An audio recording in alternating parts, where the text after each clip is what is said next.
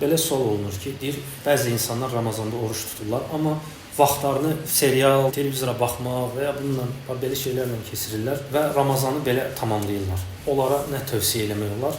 Tövsiyə odur ki, yəni əgər biz soruşmaq lazımdır onlardan ki, sizin məqsədiniz nədir? Yəni oruç tutmaqda məqsədiniz nədir?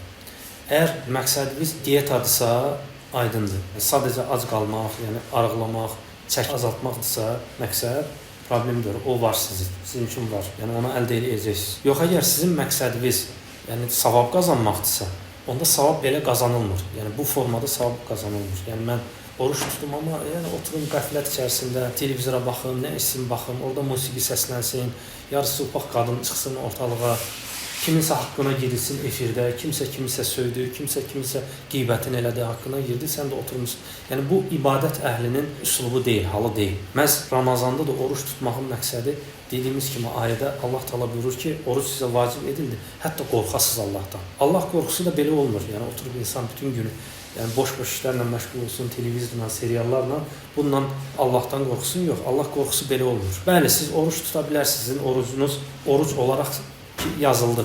Amma savab qazandınız yoxsa yox, o məsələ sual altındadır. O çətin məsələdir. Çünki innəmə yətəqabbəlullahu minəl muttəqin. Həqiqətən Allah təqvalı insanlardan qəbul edər. Çox təhlükəli ayədir əslində.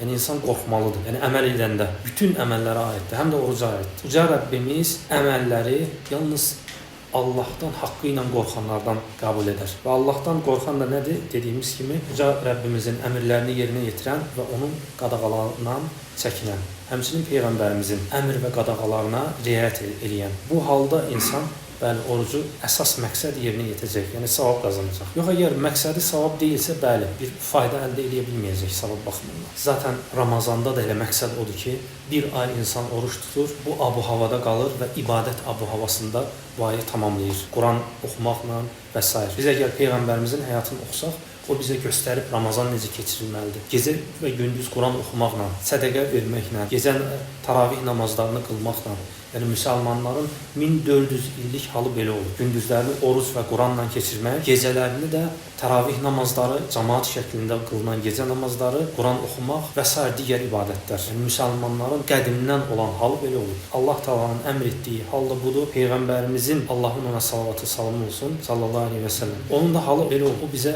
belə öyrədib. Ramazan belə keçirilməlidir. Amma o ki, yəni insan bu formada dediyimiz kimi Ramazanı keçirirsə, innə lillahi və innə ileyhi raciun. Biz Allah'ınıq, Allah'a da qayıdacağıq. Yəni, o Ramazandan ona heç nə qalmaya bilər. Ola bilər ki, yalnız aclıq və susuzluq qalar. Allah müvəffəq eləsin.